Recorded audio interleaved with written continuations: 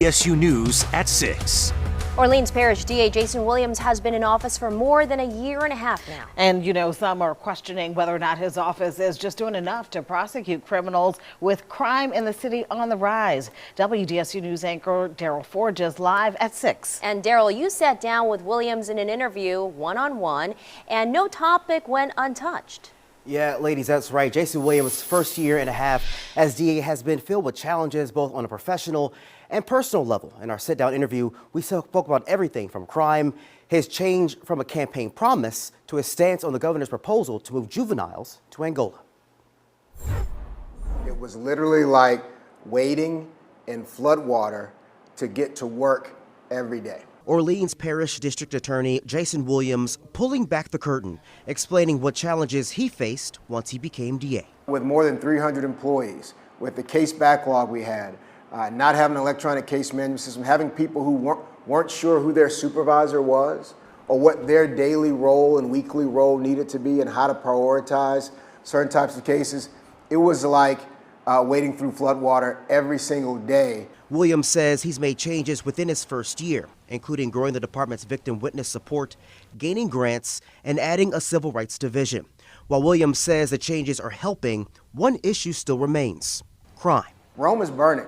Crime is through the roof, and we've seen an uptick in crime and violent crime by young people, against young people, and by others. With juveniles committing crimes at a high rate in the city, Williams pivoted on a campaign promise that he would not try teens as adults. Some progressives say that's not what you promised us. You're not doing enough when it comes to helping out young people and instead, trying them as adults. What's your response to those who are saying you're not doing what you promised when you got elected? Well, the first promise is to keep the people of the city of New Orleans safe. And that includes young people. So we're working very diligently to keep kids out of the criminal legal system. I do have to say that a big part of that work is outside of the bailiwick, outside of the job description of the DA's office. That's a city lift.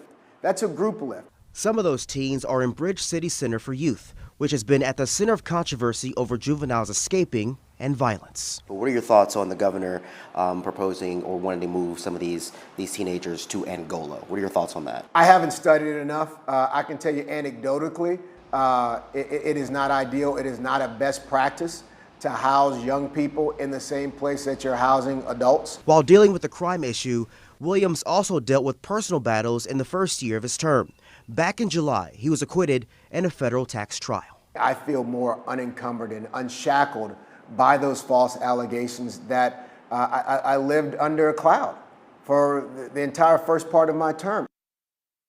And I spoke with Williams for about 35 minutes on several other issues, including what's something he wishes he could have done differently if he can go back. You can catch the entire interview on our website, WDSU.com, and of course, for free on the WDSU app. All right, Daryl, thank you so much. Certainly so much more to talk about there. Appreciate it.